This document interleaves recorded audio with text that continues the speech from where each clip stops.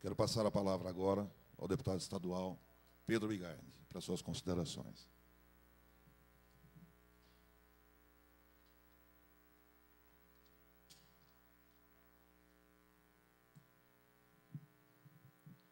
Gente, boa noite. Queria cumprimentar aqui todos os membros da mesa, aqui na pessoa da vereadora Ana Tonelli, que representa aqui hoje a casa, demais vereadores da região, também o Matias, que está à frente desse movimento com o sindicato, né? O França, o presidente, que está em todas as audiências, desde lá de Campinas, e hoje ainda não chegou, mas deve estar chegando por aí também. Doutor Vicente, também um prazer tê-lo aqui conosco. Tivemos um debate muito importante lá na Assembleia Legislativa também, em relação à questão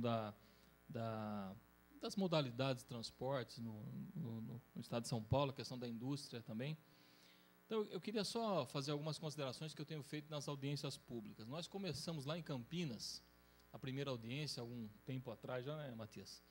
E eu fui como convidado naquela audiência, meio que sem saber como é que esse movimento ia se desenvolver, né? Até com pouco conhecimento até sobre o próprio projeto e as possibilidades de implantação. Fizemos uma audiência em Campinas muito boa, uma grande representação na Câmara. Tivemos lá a presença do deputado federal Guilherme Campos, vereadores. Depois fizemos em Louveira, Valinhos, Vinhedo, e em todas as câmaras uma grande participação. E uma coisa me chamou a atenção, falar aqui para os vereadores aqui da minha cidade, uma coisa me chamou a atenção, que o movimento ele está muito parecido com o que aconteceu com a aglomeração urbana de Jundiaí. Nós hoje somos uma aglomeração urbana, que é como se fosse uma pequena região metropolitana, instituída por lei, aprovada na Assembleia, sancionada pelo governador. E aquele movimento da aglomeração urbana, ele também nasceu assim, com uma participação muito ampla, né, Ana? Participou em todo o movimento. E a gente teve uma participação muito grande dos vereadores, que chamaram o movimento para si. Aquilo foi ganhando corpo, independente de partido político, e a gente conseguiu uma vitória, fazendo a nossa aglomeração urbana acontecer de fato. Nesse caso aqui também está acontecendo isso, os vereadores, o Lorival, o Reginaldo, o Carlinhos, estão em todas as reuniões, todas as audiências, participando muito, lutando muito por esse projeto. Eu vejo isso em todos os trabalhos que a gente tem feito. Então, eu entendo que esse movimento ele está ganhando força, está ampliando o seu leque de trabalho. O deputado Gerson Bittencourt também esteve presente numa das audiências, se não me engano, em Valinhos. O deputado Cauê Macris esteve na audiência em Louveira. Quer dizer, deputados das mais variadas também, mais variadas forças, partidos políticos. Então, o movimento está ganhando força. Isso é a primeira. E hoje nós estamos encerrando aqui no fim da linha, nessa discussão, depois dessas audiências, começou em Campinas, passou nessas cidades, está terminando em Jundiaí, e a gente vai depois discutir um pouco como é que o movimento caminha, né? Eu acabei entrando nesse debate também por conta da Frente Parlamentar de Logística e Transporte, que eu coordeno na Assembleia. A frente fez um debate sobre o modal ferroviário no Estado de São Paulo, e a questão ferroviária, eu achei muito interessante a fala da Ana nessa questão histórica, né? A nossa história, a história da nossa região, a história de Jundiaí, de Campinas, de Valinhos, Itupeva, toda essa região, ela está muito vinculada à questão da ferrovia. A indústria nossa nasceu do sistema ferroviário. O primeiro ciclo de desenvolvimento da indústria de Jundiaí é exatamente vinculado à questão da ferrovia, que era a indústria metalúrgica, a indústria do vagão, a indústria de reparo da ferrovia, surgiu a partir daí. Então, a nossa história está muito vinculada à questão da ferrovia. Além de todas as questões que a gente podia enumerar, o próprio Paulista, né, nasceu da ferrovia, como outros clubes do Estado de São Paulo. Então, tem toda essa questão da tradição, da história, dessa ligação sentimental que a gente tem com a ferrovia. Mas tem um outro lado da história que, nesse debate da Assembleia Legislativa que a gente fez da Frente Parlamentar, a gente percebeu. Hoje, a ferrovia é uma necessidade. O modal ferroviário deixou de ser só uma questão do nosso desejo de fazer ela voltar, pela questão até da história, do romantismo. É uma necessidade do modal acontecer. Isso eu percebi lá no debate na Assembleia Legislativa. E a intermodalidade do transporte é mais do que necessária. a ferrovia, a rodovia, a hidrovia, essa relação, e o Gilson Piccioli, que é um estudioso, um consultor na área de transporte, sabe muito bem disso, muito mais do que eu estou falando aqui.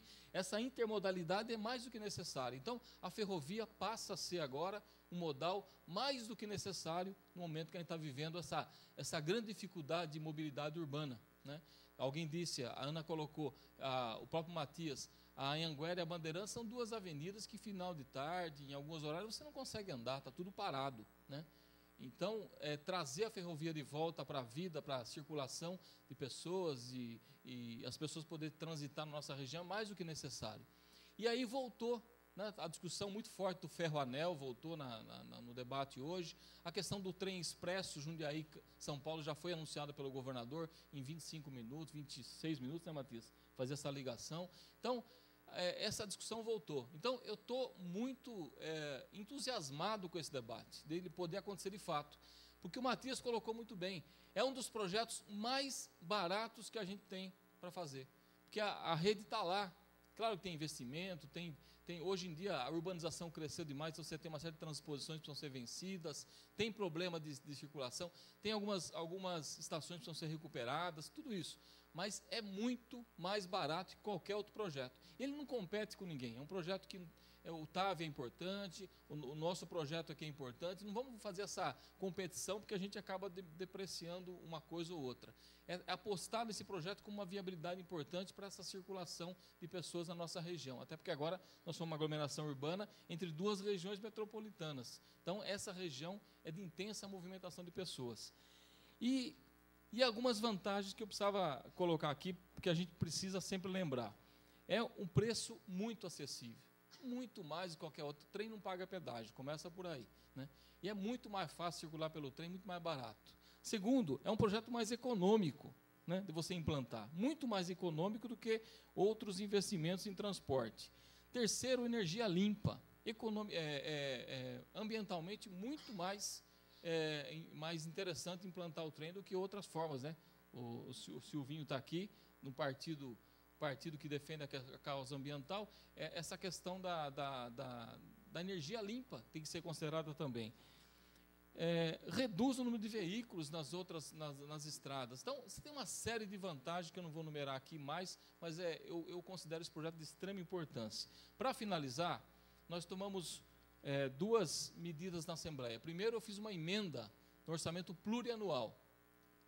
Assim que nós fizemos o debate lá na Assembleia, trouxemos o representante da CPTM, que é a companhia que cuida do eixo, nós fizemos uma emenda no plurianual, que é o orçamento para os próximos 4 anos, e esse debate vai acontecer agora.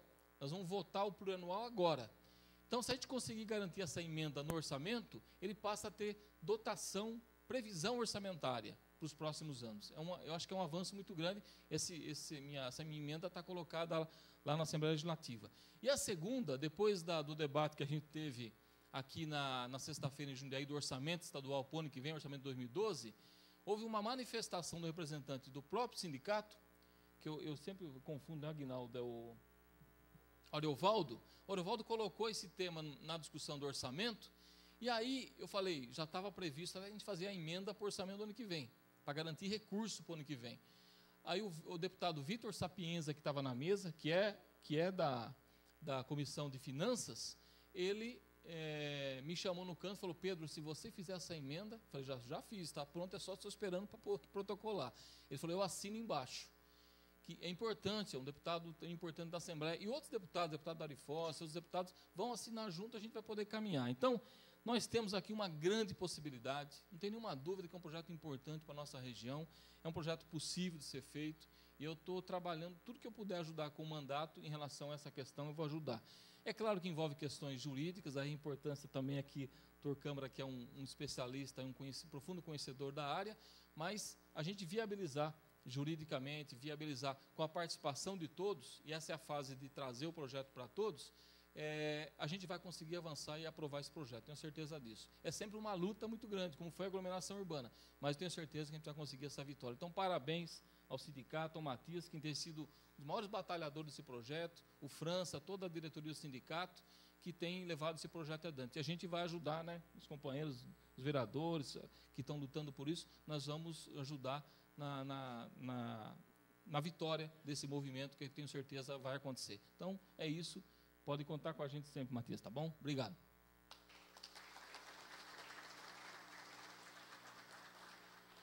Nós queremos também anunciar a presença aqui do senhor José Joaquim Rodrigues Filho, da Sindiap.